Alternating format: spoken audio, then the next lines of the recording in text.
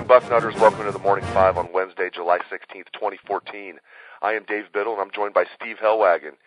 Steve, I did a bolt last night for the site that outlines how astronomical the prices for Ohio State football tickets are on the secondary market heading into the season. We're used to them being high, but they seem even especially high this year. The average price for an Ohio State home game on the secondary market right now is $262. That skyrockets up past $600 for the Michigan game, not all that surprisingly. The only team in the country that has a higher average ticket price on the secondary market is Notre Dame at $264. So a $2 difference between Ohio State and Notre Dame, but Notre Dame Stadium holds 24,000 less than Ohio Stadium.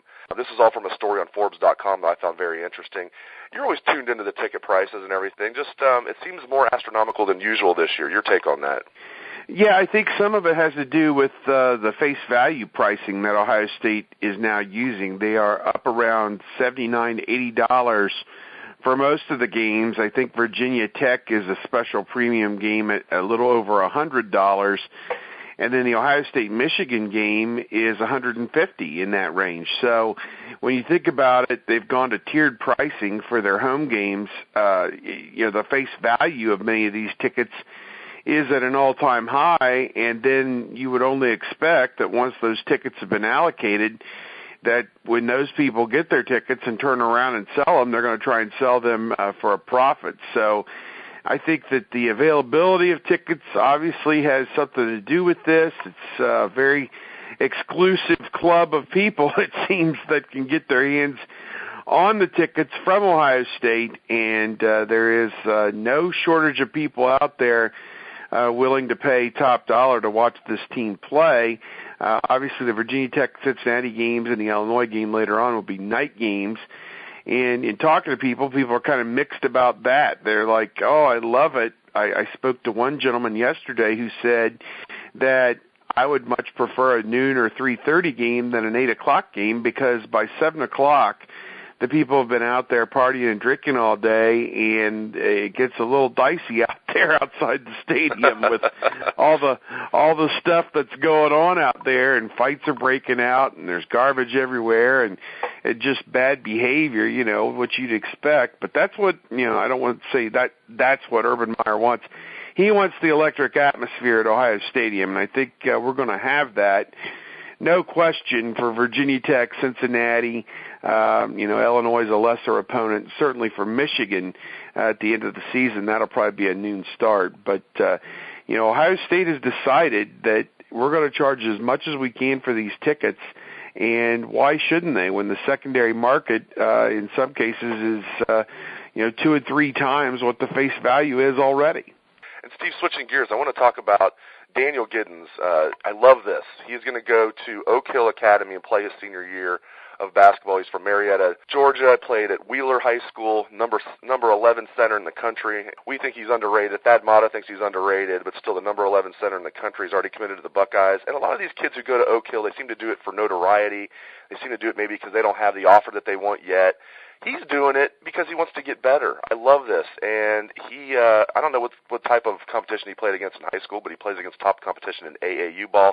Now Daniel Giddens, the future Buckeye center, is going to Oak Hill Academy. He's going to be playing against some of the top competition in the country. And even practice at Oak Hill, he's going to get better playing against top competition in practice. So I love this, that Daniel Giddens is taking it upon himself to get better and go to Oak Hill Academy. What are your thoughts, Steve?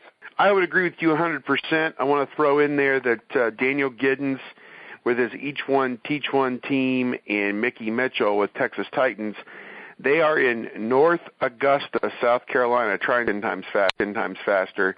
And why you'd name a city in South Carolina North anything, I don't know. But at any rate, they are there this week for the Nike Peach Jam, and the championship of that will be shown on ESPNU on Sunday. And my guess is there are live streams of this tournament. You can watch these guys play as much basketball to your heart's content over the next 4 or 5 days. So seek that out if you want to see Giddens and Mitchell in particular in action. They are, and Issa Ahmad is also down there with his All-Ohio Red team. So that's kind of a plug for that. That's the probably biggest team tournament going right now, the Nike Peach Jam down there. You can see those guys.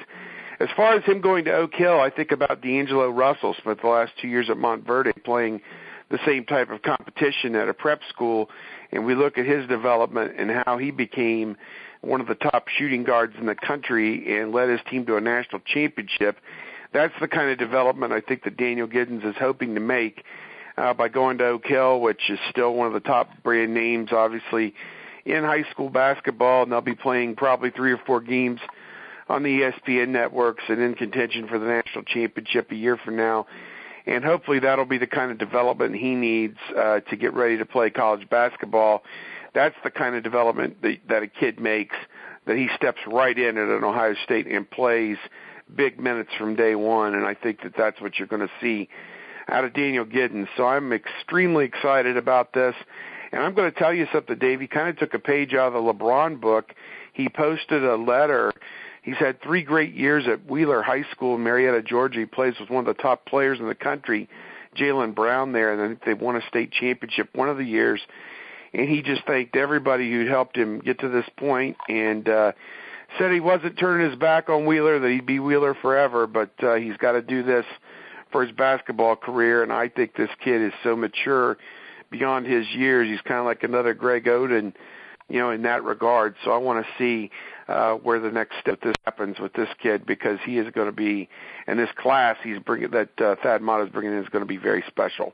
Yeah, I'm excited about him and that entire class. They're ranked number 2 in the country, the 2015 recruiting class for the Buckeyes. Yeah, if they get Bragg, it'll be number 1. I mean, there's no question about that. So if they get Issa Ahmad, I'll take that. I'll take that as the 5th. Yep. It looks like Bragg's going to go elsewhere. I'll take Issa Ahmad and make him number 5, and maybe they'll finish 2nd or 3rd. Who cares? I mean, that class is going to be excellent, and they've already got 4 guys. So I mean, Giddens was the one that I really wanted. I mean, I think he's going to be an absolute defensive stopper, and I think there's potential with his offensive game. So him going to Oak Hill, like I said, I'm a big fan of this.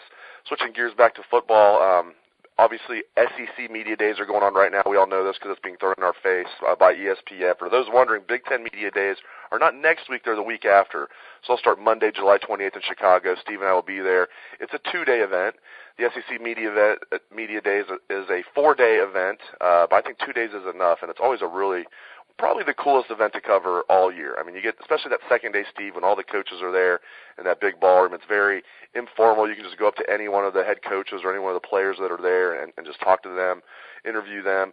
The 3 representatives from Ohio State will be Braxton Miller making his 2nd appearance, Jeff Hireman making his 1st appearance, and Michael Bennett making his 1st appearance. So that'll be interesting. Steve, give the listeners an idea of what you're looking forward to at Big Ten Media Days here in a couple weeks. Very excited about this. This will be my 20th year covering the Big Ten football preseason media events. Goes back to 95 was the first year I did it with Buckeye Sports Bulletin, and very excited to have an opportunity to go to Chicago again.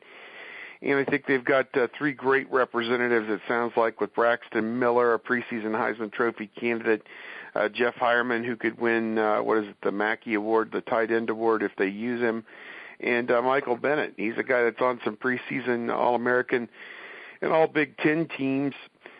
He's really come on here in the last half of his Ohio State career. He dealt with a lot of injuries early on and didn't make such an impact, I think, as people thought right out of the gate. But he showed in the spring when he's tuned in and ready to go, he is a monster up front at defensive tackle, and I think he's going to have, you compare him to some of the great players they've had up there in the past, like a Quinn Pitcock and other guys who've just dominated up at the line of scrimmage. I think those 3 guys are going to be, and we kind of talked off air, Duran Grant is another one that Urban Meyer loves for his leadership and his abilities.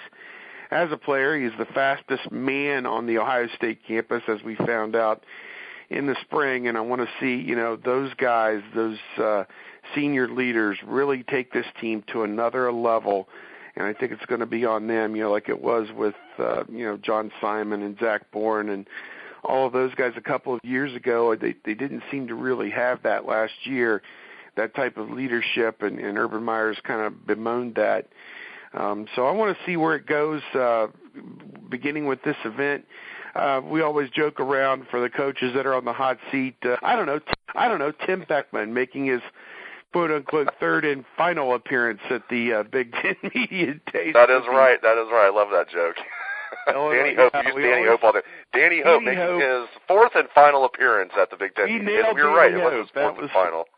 Yes, it was fourth and final, and then you got the coaches at Maryland and Rutgers that if they pop off a 3 and whatever that adds up to, 3 and 9, one of them could be done too. So I don't know. It's going to be interesting. I'm a little concerned that it was already a marathon session both days, and with adding 2 more teams, I think it's only going to be that much longer a day. And maybe the SEC has it right where they parse this out over 3 or 4 days, and you only get 3 or 4 teams a day.